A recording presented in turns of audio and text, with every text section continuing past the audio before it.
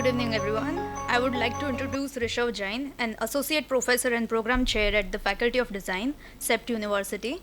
His research and writings explore the concept of craft beyond traditions and objects, offering a contemporary perspective on building crafts in India.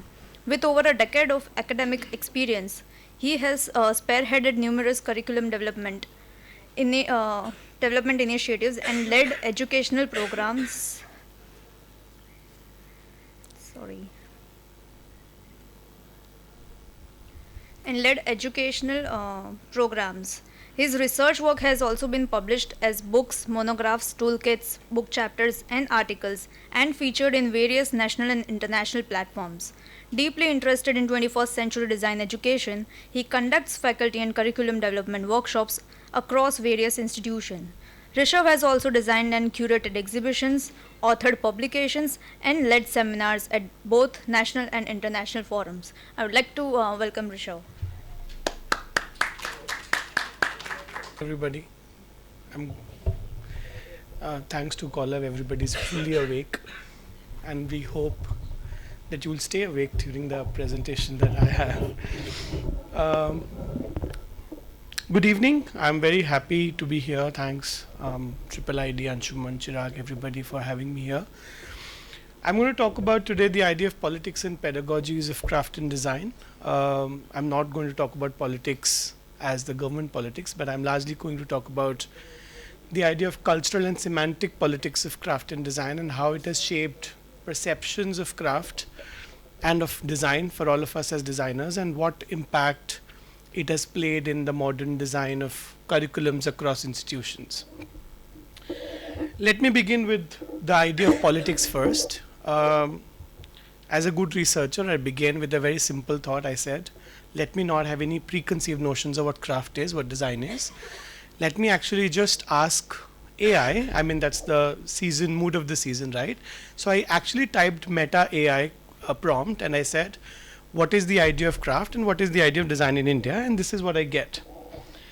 So a craftsperson is someone who is poor, he sits in an old workshop, has almost little money, wears traditional clothes, is almost doesn't look educated at all. And while designer, and of course mind me, this is not me playing gender, but Meta AI feels a designer has to be a woman. Designer is something who is new, who is modern, who has lots of money, probably a very nicely educated professional, wears decent global clothes, doesn't have anything to do with the context where they sit in. And then now you know why I'm talking about the idea of politics. And this is what stemmed sort of as an introduction to what I wanted to talk about. And I thought of, let me ask this question: how this divide between craft and design happened? When did it happen? And what does it impact, what impact did it make on the idea of education for all of us? We all know that craft has been there in the Indian context across different scales, across different cultures, across different regions. And all of us also have realized that we have grown up with crafts all around us. Whether it's any region, whether it's any religion, whether it's any occasion, there has been nothing in India which has been devoid of the strong culture and the strong craft traditions that we all have. Also, let me take you through a very quick chronological, not literally chronological, but an evolution of how attitude towards craft has altered and what has happened in the past few years when you look at the idea of craft in the country. So I'm also going to read some slide notes, so please excuse me if some of them are a little longer. Let's begin with the time when man was searching for shelter. This is where the idea of craft was looked at as a creator of life. A little ahead in time, you saw that the craft practices became a little sophisticated with the idea of vernacular and traditional structures. And this is also the time when there was idea of refined space making happening. During this time, there was an idea of patronage. So therefore, the craftsmen and the common people donated for construction of religious structures like stupas, chaityas, viharas, etc. This association with religion that started to grow also gave us a huge number of religious shrines, whether it was temples or any other religious structures. This was also the time when the craftsmanship really started to become very, very exuberant, and it was reaching its zenith. and it was looking at the idea of development of the Mughal kingdom in the India, and there was this idea of looking at durability with materials like stone, brick, and other things. As the Mughal Empire flourished, there were new typologies which were also taken from various parts of the country and the world, and this was this idea where the idea of geometry, repetition, all of it started to come ahead. Almost in the mid 19th century, when we started to experiment with styles, this was also the time when architectural or interior design styles like Gothic Revival, Indo-Sasanic, Art Deco, arts and crafts movement was starting to happen. And this is the time also we realized that India was also no longer confined to within its own geographical boundaries, but a lot of people from outside had also started to conquer and look at the idea of craft. And this is where you slowly see, and something that you would have seen in the end, this idea of design which started to lie outside craft. And as we got independence, we realized that the narrative of pre-independent India, which stemmed from our craft traditions and this idea of Swadeshi movement, slowly changed considerably post-independence, where the idea of modernity and India wanting to become something which is more global, accessible, modern, all became into prominence. Come few years ahead, India invites Charles and Ray Eames to talk about the idea of design in India. Let's spend some more time on looking at how design really came in India and what happened when they came. So in 1958, Charles and Ray Eames, in their document, the India Report, described the lota as a simple vessel of everyday use, standing out perhaps the greatest and the most beautiful example of design. This was in 1958. Further to this, they also added, of course, no one man could have possibly designed the lota. The number of combinations of factors to be considered gets to be astronomical. No one man designed the lota, but many men over many generations, which I consider to be very profound. And I consider that that was almost a reflection of what design in India meant. Let me go back a little bit more and ask each one of you, do you know what is the Hindi equivalent of the word design? What? Abhikalp, okay. What else? Can you translate it to Hindi? I mean, you can use Google if you like. What does the word design translate into our national language, which is Hindi? Huh? Rachna, is that making? Creation? Anything for design? That just tells us so much that actually design is not even a word that existed in our ancient literature. Neither did it feature in any of our learnings or culture studies that you would have seen. And still till today, if you know, National Institute of Design is still called Rashtriya Design Sansthan. Actually, there is no design equivalent in Hindi. I want to go back and look at the idea of design in Indian context and bring to this notion of what is written widely in our literature, which is the idea of color. And the word inherent in Indian culture is color, which unified the concept of art, craft, culture, heritage, all of the things that we have divided them today so beautifully that each of them has become a profession on its own and also have got a separate education. If you look at the idea of color, again, there are various Vedas that are useful for us, not that we anymore refer to them, but there is one particularly Atharva Veda, which talks about this human sense of making. I mean, the urge of making something, an urge of celebrating, the idea of, expression, whether it's through art, craft, whether it's through design in that sense. It's the urge of creativity that is embedded in our human nature. But when you look at the word design, and I keep coming to this idea of politics here, actually you conveniently all of us realize that design has nothing to do with craft and craft has nothing to do with design. While if you just look at the way that our ancient literature and scriptures are, actually they're completely intertwined. In Indian context, it's very difficult to divide craft of design and design of craft. And therefore, I want to talk about this idea of, design as a Western construct and craft as life. So if you look at the idea of craft, it was not only an activity, but it was a way of life. It was really embedded in local communities, traditions, economies, and the craftspeople passed skills generations to generations, while design, which was with the advent of industrialization and modernization, was introduced in India largely through Western education models. It was framed as a discipline focused on problem solving, innovation, formal aesthetics, often separated from the traditional ways of making and lived knowledge systems. When modern design was introduced in the idea of in India, it often viewed craft as static, backward, and practice in contrast to the forward-thinking, innovative nature of design. The hierarchy devalued craft, positioning designers as intellectuals and creators, while craftspeople were seen as laborers and technicians, not creatives in their own right. And here's a beautiful quote from Kapila Vatsyan when she talks about design and culture, and she talks about how design, which was a new word, was one answer amongst the others to renew perception of and creation of form in a new context, or if I may say, no context. And I think something like this also Yatin Bhai spoke about in the morning when he was talking about what should be the language of design in India, whether it's Jaipur, whether it's Calcutta, whether it's any state. Now let me focus a little bit more on the idea of pedagogies and also talk about how the idea of pedagogies between craft and design evolved. And like I did earlier, I also did use Meta AI to remove my preconceived notion and think of what is education in craft and what is education in design. And clearly, of course, the designers continue to be women, and the karigar continued to be sitting in an old workshop, deprived of anything in life, while the designer had all the modern tools it needed to sort of educate the new breed of designers.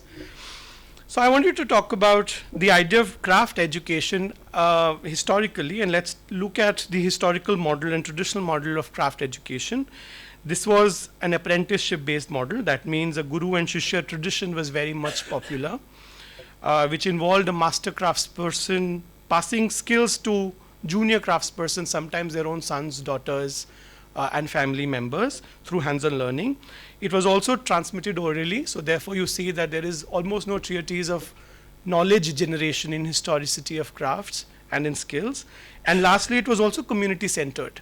It was not looking at something which was taught in a formal educational setup, which was opposite of what design education brought. So design education was emerging through formal institutions. It was almost institutions which structured curriculums combining theory, design principles, technical skills, and believe me, the list is endless. And it also emphasized creative thinking, solving complex problems, and it taught users and students to analyze needs of the people. It was also removed from local context, so therefore anything that was to be taught had to be not contextually relevant, had to be more global and international, something that was not known in the Indian context. Historically, again, if you look at the idea of maker and user, there was always a symbiotic relationship. The maker knew who he or she was making for, and the user was well informed of this context. But as the time progressed, the craft was slowly starting to dissociate it in the industrial society. And as we slowly grew, our interactions within the outside and inside world also grew. Something that we wanted, something we started as a need, emerged from being individuals to now extend itself, and from extend itself to communities became desires. And here we are today. I want this over that. I don't care what I need. Another quote by Kapila Vatsyan, where she talks about skill in making, and she talks about how if you degenerate it to mere dexterity, which is skill in doing, where the craftsman or the workman, for whatever reason, ceases to be concerned for the things made, or having become a mere tool or a hand in employ of another, has no longer any responsibility for the thing made and has therefore lost the knowledge of what is it that he's making. And that clearly tells about the status of design education in the country today, that we've forgotten completely of where we are, what we need to do, and what are the things that we need to worry about. If you look at the evolution of design across intuitive and craft design eras, there is something which emerged out of a basic need, became a systematic field that requires a systematic engagement. The Industrial Revolution although coming 3 centuries later, was not linked with the beginnings made during European Renaissance. Disjunction and fragmentation had begun because no longer the man was in nature. This is when the time the maker and consumer were separated, the masses were fragmented, and there was a distinction between producer and consumer. With this design, the new word was one answer amongst the other to renew the perception and creation of form in a new context.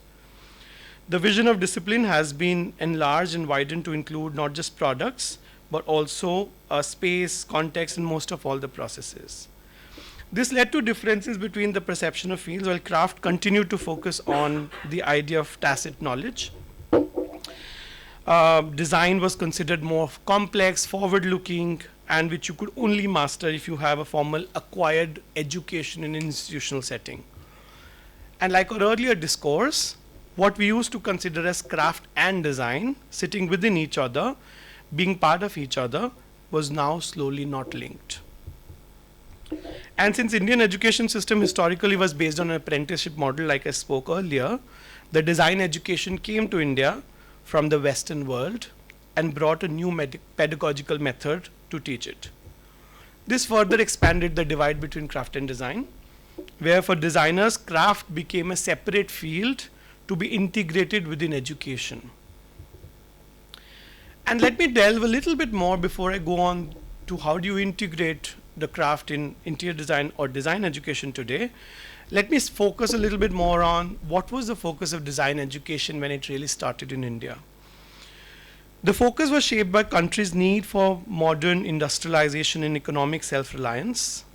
It was also aimed at fostering innovation in industrial production. Remember the word industrial production.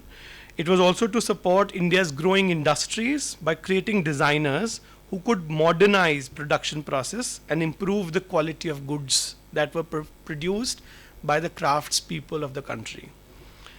Indian design education, like most of us will know as educators, is highly influenced by Western design philosophies. Whether it's Bauhaus, whether it's Ulm, all of these emphasize the idea of problem solving, user-centered design, which were always integral to the craft traditions in the country. Design education was also seen as a tool for nation building because designers were to solve problems and reduce complete dependence on the imports that we were doing at that point in time. Let me quickly discuss the ideas that shaped craft and design pedagogy and how it impacted their relationship as well. Craft education, which focused on perfecting specific techniques, emphasizing repetitive mastery.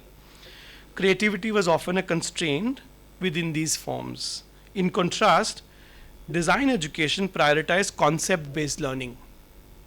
It wanted to foster creativity, innovation, problem solving, and students were taught to think about form, function, aesthetics. Craftspeople who were skilled manual labor, proficient in specialized techniques, were confined to hands-on laborious activities with less creative freedom. Designers, on the other hand, were viewed as intellectuals responsible for conceptualizing products and systems. The craft education traditionally focused on handcrafted techniques and small-scale artisan production, with apprenticeship learning through hands-on experiences, but with industrialization, design education shifted towards mass production, emphasizing efficiency and scalability, and it adopted more conceptual and systems-oriented approach, integrating new technologies and materials for large-scale manufacturing. Also, like we discussed earlier, craft education was largely informal. It was passed through generations, but design education was completely different.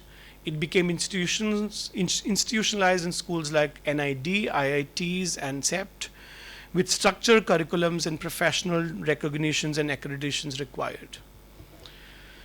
The idea of craft education was always looking into the context and not looking outside, while the design education looked outwardly and was focused on modernization, globalization, and solving contemporary design challenges with strong emphasis on the evolving needs of the user. With this, the perception of craft and craft education had completely altered, and design education had to make a conscious effort to really integrate craft as part of the curriculum. Now that we've discussed the idea of politics and slightly more about the pedagogies, let me also spend some time on what do we do with this, because this is something that we all have played a part in. Whether being in educator position or whether as a student, we all are byproducts of the education that we were passed on. And now let me discuss the idea of looking at how do you integrate craft within the design education. I think the first thing all of us are saying, and I think as educators we say design is too complex. What has craft to do with it? I have to teach them so many other things. Why teach craft? And that's precisely the problem of the education model that has been bestowed upon us. I will put some focus points of why I feel as an educator it's very, very important for us to think of craft in our education very, very seriously. And I think the first most important thing for me is decolonizing design education. I feel that integrating craft in design education is really going back, dismantling hierarchical distinctions between craft and design, and elevating local knowledge systems as equally important. The modern design profession, as it emerged in India, has been always influenced by the West. By acknowledging the presence of craft in our education and in our design process, we also acknowledge the rich local resources and the artisans and the craft traditions that lie at our backyard. Not to forget, the current government's Make in India initiative can be used as a trigger to say that, well, designers can align with this vision by thinking of craft as a mainstream production possibility. Also, integrating craft in design education is relevant because it is a way to engage with design as a cultural act. It helps position us as architects, designers, and educators as participants in the ongoing evolution of cultural heritage rather than as isolated creators in a globalized marketplace. Remember that we are training designers who are not only creators of objects but also mediators of culture. Last thing that is looking at the idea of innovation that we all keep talking about. Remember that innovation through constraints was always a starting point in craft. Craft's traditional limits have always been working within given constraints of time, within the context, within culture and climate. And there are many endless reasons why as educators we need to sensitize ourselves and our students towards integrating craft in design education, but we are also puzzled with this question: how do I integrate it? Is there a framework that can I work with? For the last part of my presentation, I wanted to present, and this is a framework that I've developed, which also will share with you and do a small worksheet, is how do I engage with craft at different scales, and what are the things that I can do as an educator if I have to think of integrating craft in my design education. I divide this framework across 4 stages, and each stage has subsequent sub-stages, which if methodically looked at and worked with, is a fairly easy way to think of how can we integrate craft given the conditions that we're already in. I'll take you through stage by stage each stage and sub-stages. The first stage, which is determining the intent or determine the intent, defines the purpose of engagement, laying the groundwork for all subsequent decisions. It helps identify what you want your students to learn and what kind of outcomes you want them to have. This stage is largely divided into 2 broader sub-stages. The first one, which is the most crucial stage, which is the focus.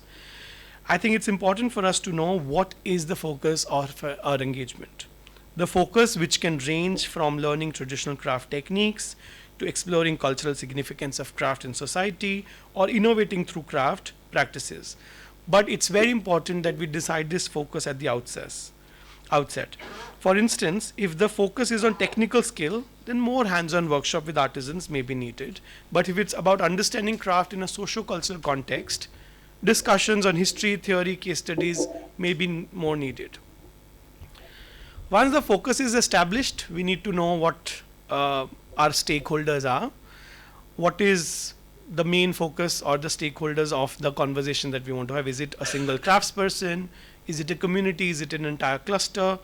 How do we all define the level of engagement we want to do with them? Now, once the intention is clear, we need to evaluate opportunities that are available within the formalized westernized education system. This helps us determine the logistical and pedagogical framework of the course. It helps us choose the right time, setting, depth of engagement, and what kind of academic structure will work to meet the course goals. The most important thing, whether you want to do the class or whether you want to do the engagement in class or in the field, shapes the nature of engagement. If it's in class, it could focus on theory, discuss various aspects of craft ideologies, while the field work can encourage students to immerse themselves into craft ecosystem, giving them first-hand experience of the world and craft production. Next stage also will be to look at the engagement type.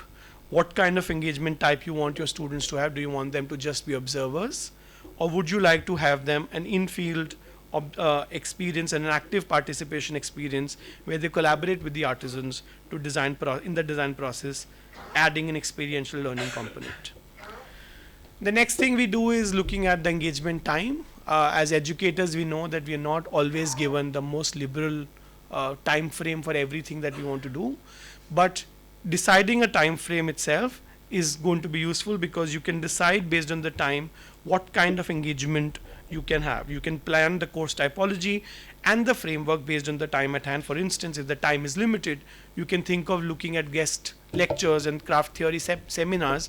If you have longest possible time, you could do design studios or collaborative craft design workshops. I'll quickly also run through now looking at the course typologies, the opportunities that exist in our curriculum structures, and how each of them can be tailor-made to fit the craft integration that we're talking about.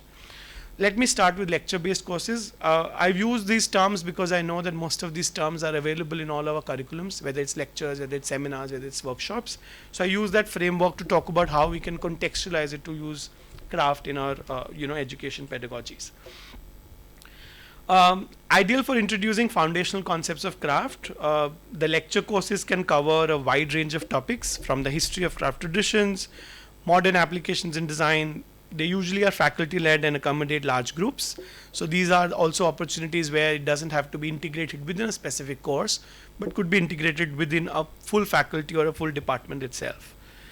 Seminar-based course emphasize critical thinking. I think this is important for people who want to engage deeply in topics like traditional vernacular building practices, innovation, impact of craft and cultural identity. All of these things, by reading key texts and developing essays or presentations, students can delve into intersection with contemporary design challenges. If your intentions is looking at a hands-on exploration, consider offering craft design workshops. These workshops offer hands-on opportunities to collaborate with craftspeople, giving students a tactile understanding of craft techniques. These could include prototyping of craft materials, co-creating designs with master craftsperson. Field workshops and fieldwork courses are useful where you want students to explore the real-world application of craft through site visits and interviews with craftspeople. These courses offer invaluable insight to social, economic, and material context, and also helps bridge the gap between theory and practice. Many universities and institutions offer these as RSPs or summer schools or working with craft. Design studios provide one of the biggest opportunity for us to engage with craft. These can explore topics like role of craft in interior architecture, design of functional products, using traditional techniques, the future of craft, and so on and so forth. Because these focus on the idea of learning by doing, this gives students a chance to delve into both theoretical and the practical aspects of craft and design. Research studios are not very commonly heard of, but are quite useful if you want people to look at the idea of theoretical underpinnings of how craft has been integrated in interior architecture. They can investigate cultural, material, and conceptual significance of craft and look at the idea of emerging themes in the idea of craft in the future. Dissertation is also called as capstone projects, final year projects, research theses or thesis, enable students to conduct in-depth research. They want to blend theoretical inquiry and hands-on fieldwork. It could range from craft techniques, cultural practices, policy frameworks, and so on and so forth. Once we have laid out all the opportunities, now the next stage is really detailing the engagement framework. This stage involves planning the detailed structure of the course, engagement into specific sessions, projects, and assessments, and ensuring that whatever we have planned is delivered to its T. The course overview stage allows you to now specifically detail out the course objectives. This is the stage when you are starting to contextualize your engagement. You can plan different modules. I'm just illustrating about 3-4 of them for reference. You can plan a module on idea of research and exploration by encouraging students to investigate traditional and contemporary craft practices. They can explore cultural and material significance. They can capture their findings through visual portfolios or detailed written reports. You can plan a module focused on the idea of hands-on engagement, like I spoke in your craft design workshop, where students participate in hands-on workshops and also engage in dialogue with craftspeople to understand their processes and challenges. The third module could focus on the idea of creating and innovating by having students design products or spaces combining traditional craft techniques with contemporary aesthetics. The last, but could be very useful, is a module on reflection and critique, where the students reflect on the role of modern design education and the idea of role that craft could play in the contemporary design discourse. Evaluation criteria is crucial, whether you want students to be evaluated on their output, whether you want them to be evaluated on their immersive experiences, whether they want to be evaluated on the idea of cultural sensitivity. This all needs to be featured in right before you begin the course. It's very important for us as educators to ensure that our students are provided with adequate reading materials and resources. It can be documentation, books on craft, position papers. It could simply be atlases of crafts, or you can also provide them with visual resources such as documentaries, videos, and case studies. And finally, what is very often missed, and I think that's where craft education continues to be looked at as a very hobby class activity in design education, because we never disseminate whatever we do. So the last part, which is largely looking at the idea of dissemination, you need to communicate your design ideas by linking them to craft traditions.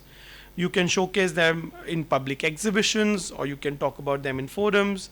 You can encourage your students to participate into competitions, win awards, continue to publish papers, because all of this really enables that discussion and discourse on having craft back in the education. This is almost the last part of my own. This is one of the courses that I teach. This is Craft Plus Future, Speculative Interior Practices. I thought it would be useful for me to share how I imagined that course and what were the things that we thought of while imagining the course. This is done at the master's level. It's a master's in interior design studio at CEPT. I've been taking it for about 4 years. And of course, I've used that framework to also explain how I build my own course based on the framework that I just presented to you. So the course that I take is largely focusing on the idea of future of craft. It imagines, what kind of speculation we all as designers think of craft in the future. It acknowledges the fact that India is a pluralistic country. There are altering landscapes of architecture and design, and aspirations of the people are also changing. So it is looking at the idea of craft in future. But it also places itself between this interesting dichotomy between what existed in past and what do I do with in the future. How do I balance this dichotomy? Does the craftsperson need to continue to live in that old workshop, wear old clothes, or can the craftsperson be very well standing in front of you and giving this lecture? So I looked at the engagement opportunities. Method was largely a combination of both in class and outside class. We began with observational study and eventually had participatory and making components. It's a 18 weeks, almost 4 months course. It is a design studio, but with its heart and soul lying in research process. These are some of the learning outcomes. Colin has spoken at length with learning outcomes. I think that's something that we are very careful at CEPT. Most of our courses have detailed discussions on learning outcomes, because that's really the key of what kind of work the students will be able to do and what kind of abilities they will have at the end of the semester. I divided my studio into 4 modules: explore, propose, develop, and make. And then subsequently every exercise was done under that. So you have know the idea of craft, ideate positions, develop a language, and make various drawings and prototypes. And every week, like I said, critique whatever position you're taking. We began with card sorting. This was largely to look at the preconceived notions of the students. Then we went on to look at the mapping of contemporary practices of how designers and architects today are working with craft. Then we moved on to looking at field mapping, which is largely looking at understanding craft production, how the craft practices and the craft production is happening in real time, which moved on to looking at the idea of theoretical position. So each student writes an essay on what do they think about the future based on their contemporary practices of interior design and the production. Then they move on to look at different XYZ junctions. This is largely to get them to start working with the craftspeople. So this is their first time when they're going out in the field, wanting to work with the craftsperson in collaboration, not merely treating them as laborers.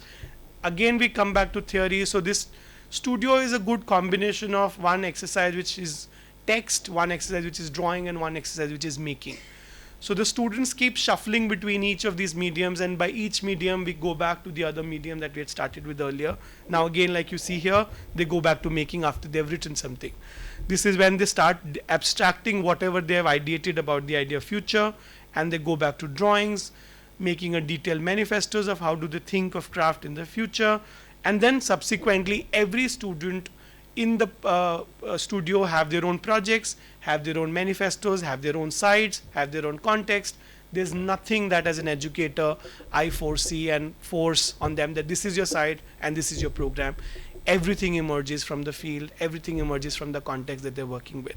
So for example, what you see, because of the light, the drawings are a little lighter.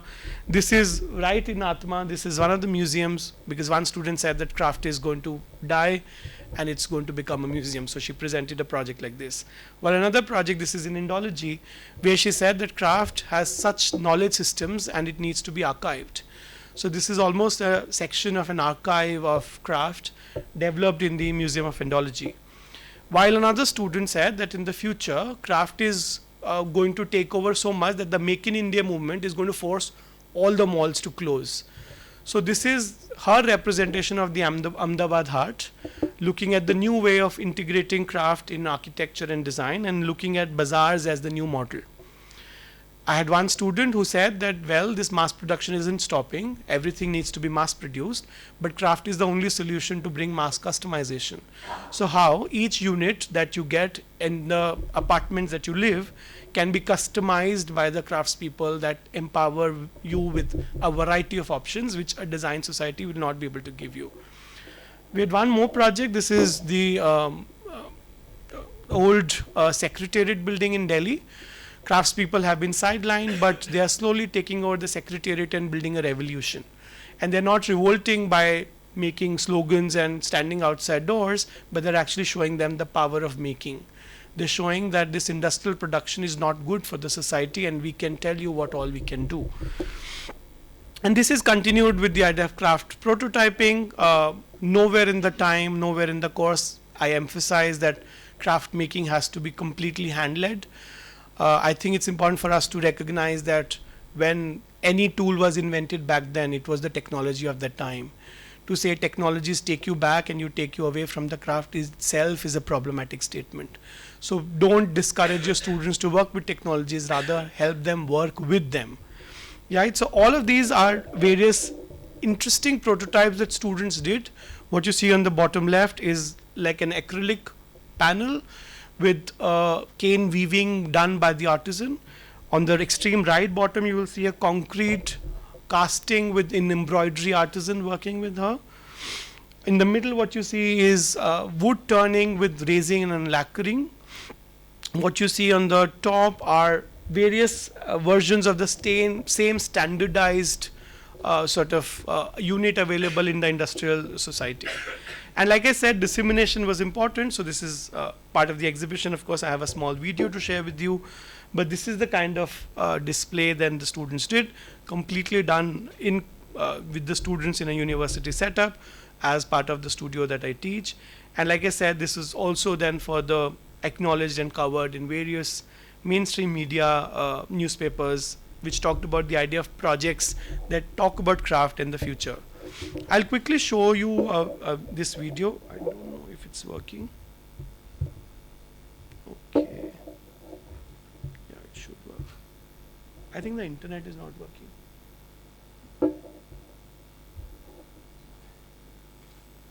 Can one of you switch on the internet?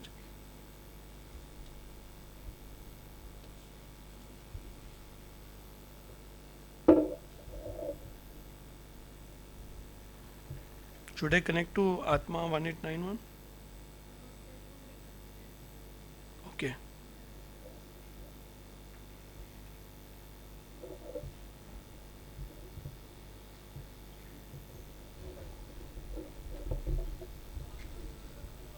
Should I connect my phone? Okay.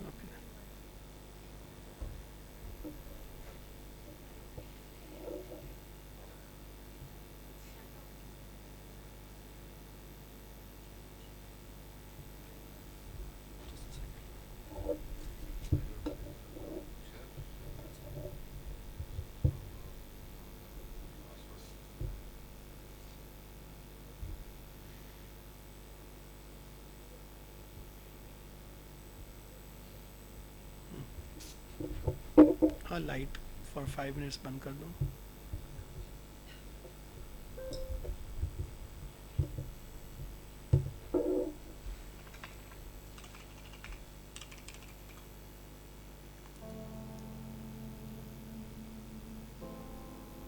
So this is the final exhibition of the studio that I was talking about.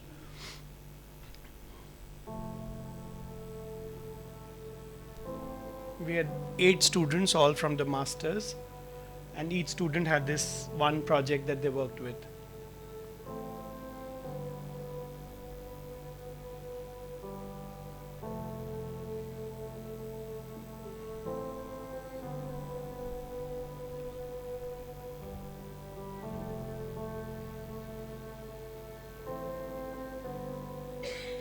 These are, on the left you see the prototypes. This is the process, some of it, and one view of each project.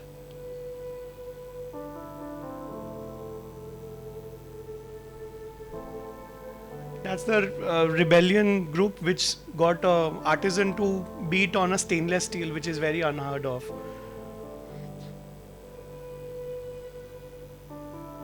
That's, these are some of the junctions that I spoke about earlier, all done in collaboration with the artisans. These are the final prototypes. This is Gond and CNC. Then there is this tiles, that's hybrid. This is etching on an acrylic.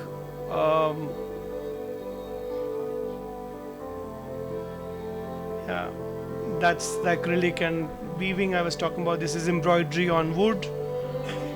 This is Sanji paper cut. This is Moti Bharat. So all of them interpretations of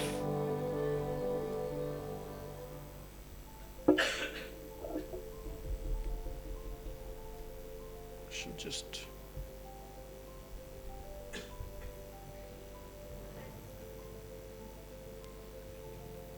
I don't want to skip the credits of the students. Chalu kar do lights. Okay.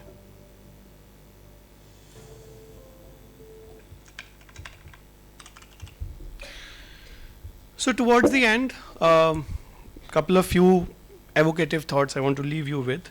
I want to tell that there is actually not even a single way, or not. There's no only one way. I think as educators we need to recognize the diversity that lies within these kind of practices, and the complexity that it has, and the way that we want to deal with it. It's absolutely entirely up to us. But what is very important is being sensitive and not becoming a designer that I am superior and a craftsperson that you are a laborer.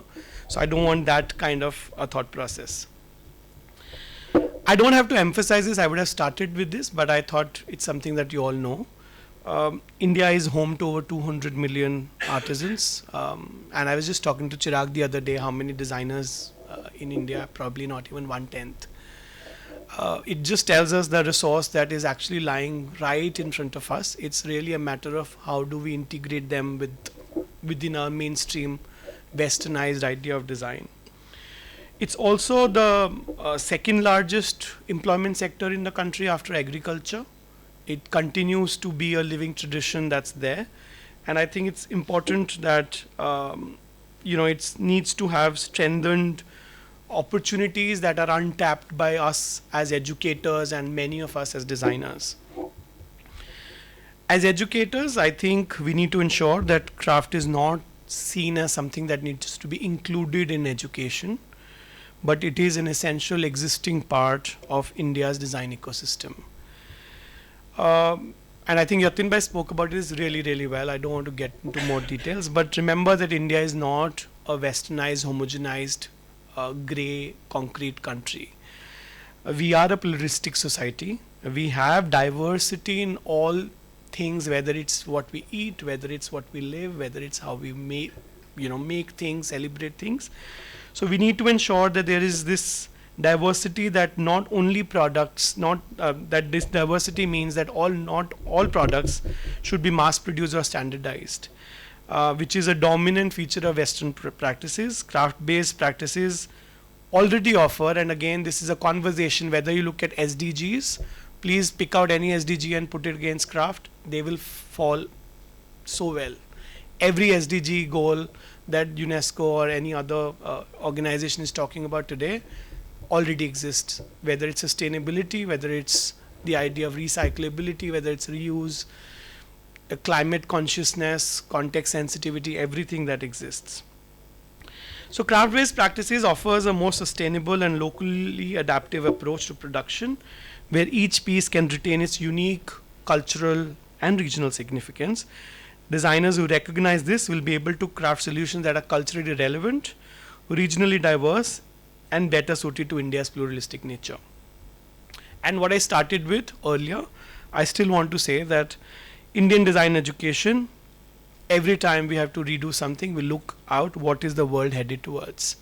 We want to look at the West for new concepts, trends, and methodologies. However, the vast reservoir of craft knowledge presents an opportunity for all of us as educators to create a language that is rooted in the country's own ecosystem. And by this, also we are expecting the India's design community resists the homogenization of design thinking that often comes from Western models, and develop something which is uniquely Indian. And I hope with forums like these, with all of us sitting together today, and thanks to Triple ID, I must say, the conversations should move and will move from integrating craft into design, and instead focus on partnership models, co-creation models, where craftspeople are recognized as collaborators and unique creative and intellectual contributors. And for this, it requires all of us as educators and designers to rethink our roles, not as problem solvers, but also as facilitators of this co-creation, working alongside craftspeople with mutual respect. With this, I would like to end, and thank you so much for having me here. I just want to quickly share one printout that we have done. It is largely an extension of what I presented. It's the framework that I had, by the virtue of working in the sector and also teaching courses like this. It's largely to encourage everybody to think of, lights can be on, to think of how do you think of craft as part of the education that you all are imparting and teaching. What we will do is maybe 5-10 minutes if we have, I guess we might have some time, is to quickly, I want you to literally, it's a very simple, almost like a toolkit framework. Can I have one of it? So what you see, it's basically, you have the intent. Like I said, you need to determine the intent. So clearly one can say that I want people to just look at skill building. I don't want them to think of culture and heritage and social impact and all of that. Or I could say, no, I want to do innovation. So whatever the intent is, you can tick mark that. If you feel that's not listed and you have some other ideas, please feel free to write that as well. Then you are the stakeholders. So stakeholders are largely, is craft community a stakeholder, is NGOs, government organizations, industry partners, practitioners your stakeholders. Again, any other if there are, please feel free to add. How do you want to engage? Do you want them to do field studies? You want them to be in studios? You want them to do a combination of both? How is that? What is the kind of engagement type?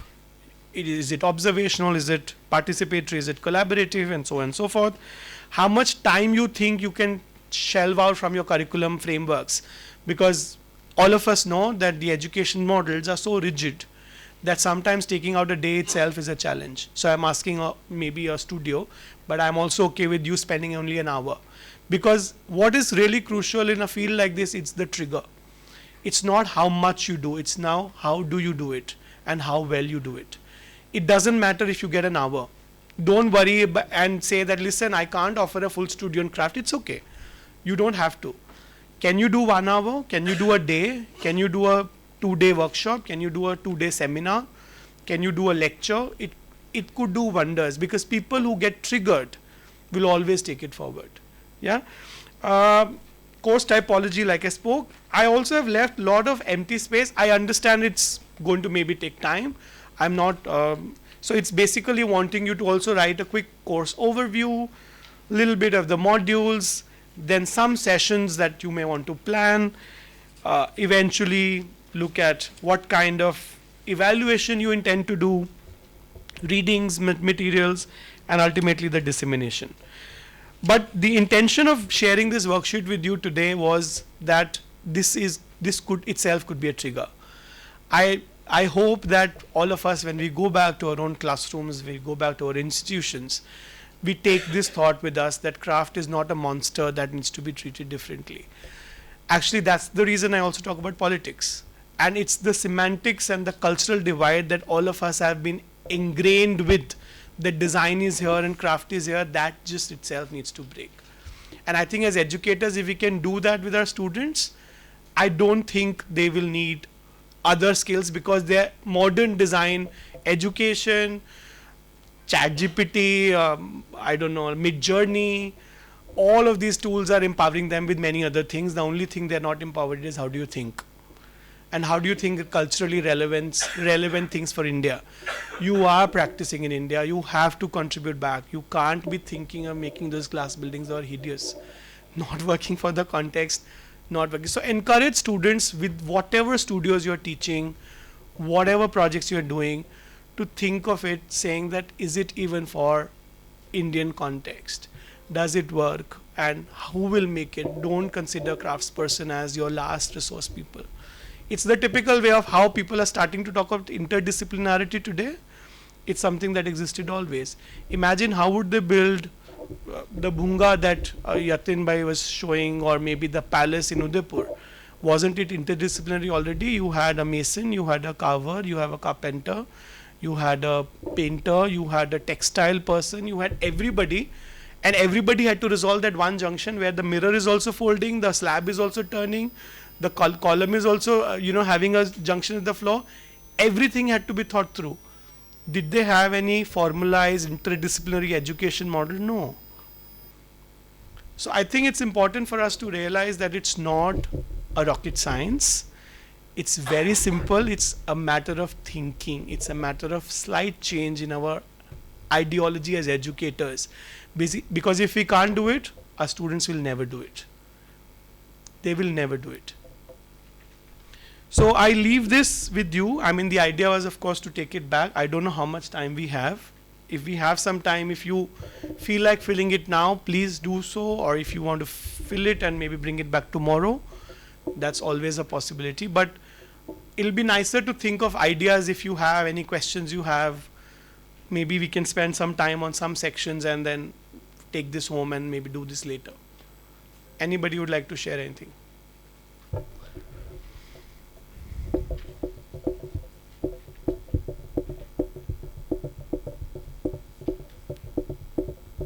On the framework, on intentions of looking at craft and design differently or together, however and whatever that comes to your mind.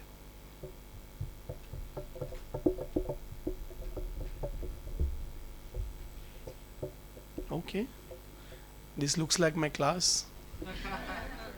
Yes, hi. Hi. This was eye opener for me. I have never seen craft and design with these kind of an differences.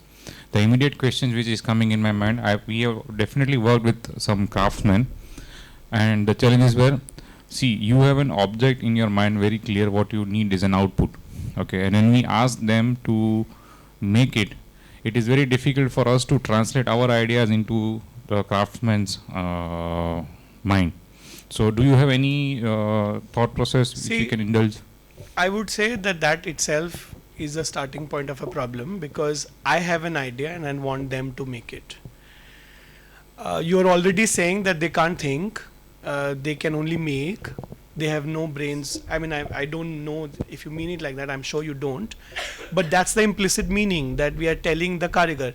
Imagine another fellow designer comes to you and say, listen, I need a room like this, the table should be here, and the table has to be wooden only, you can't do anything. How would you feel? Would you like to work with that person ever again? I'm sure the craftspeople feel the same. Because we forget that they are professionals, we forget that they are equally equipped to handle whatever they are doing. Our education is different, our skill sets are different. I think for me, what is always exciting whenever I work with the students is, how do you match up these? I'm not saying you are below them, I'm not saying they are above you, I'm saying you are at par. If you are at par, then it has to be a collaborative process. Maybe you take the material to that person, or maybe take a sketch and be open for him or her to change it completely. In our language, make it hideous, make it completely something else, but let that unravel. Once you've done it 2, 3, 4 times, and I think what Neeraj also spoke about, the idea of failure, it is not really the failure, it's about the failure of our communication that we are unable to do. If we can bridge that gap, again, see, I think why I presented also this idea of politics, because that's what we are trained. We are trained that craft has to be integrated. We are not told that craft is not separate, I feel, in the way that all of our country and the socio-cultural fabric exist.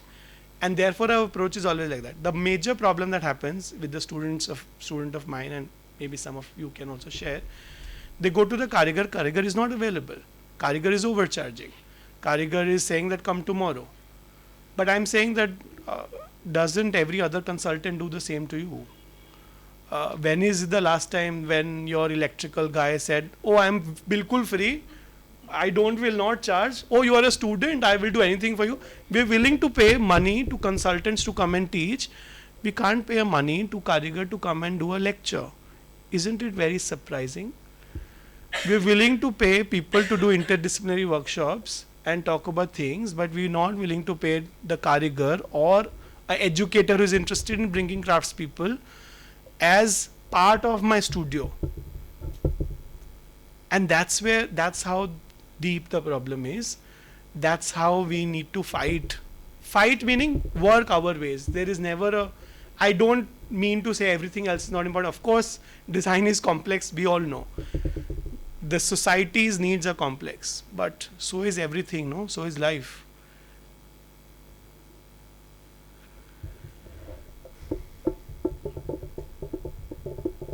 Okay, yes, Samita.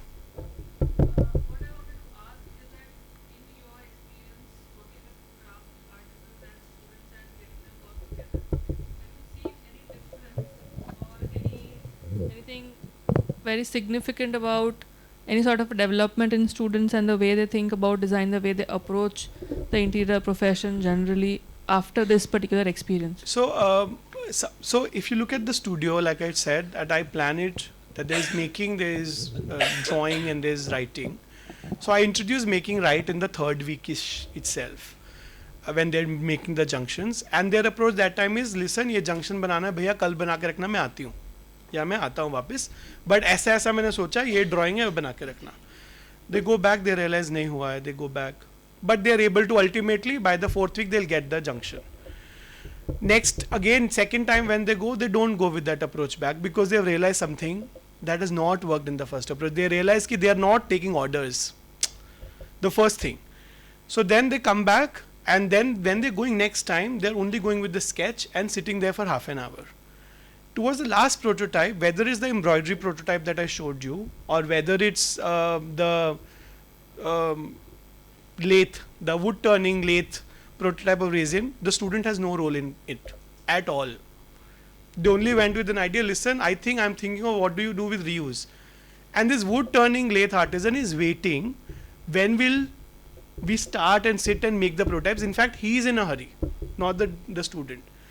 And that turnaround, honestly, if you see in real time, only when you realize it. It looks very theoretical right now, but I'm sure for many of you, I mean, maybe Kostav can share, he's done some of the process like these as when he was a student at CEPT. Some of you have done it. Is when you realize that the participation possibilities there.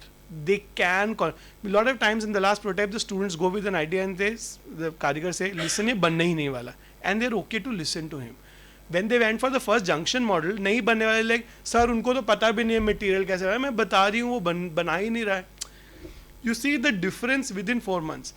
And interestingly, what I've seen, many of them have gone back and set up practices which actually started to celebrate some aspect of craft. I know that we live in a world, everything doesn't need to be crafted, everything can't be.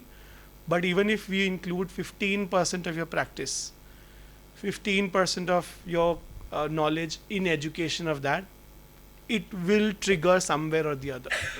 So that definitely I've seen in many, many students. Weakest, best, average, but they all come back with one thing that has worked for them. So it's always learning from them.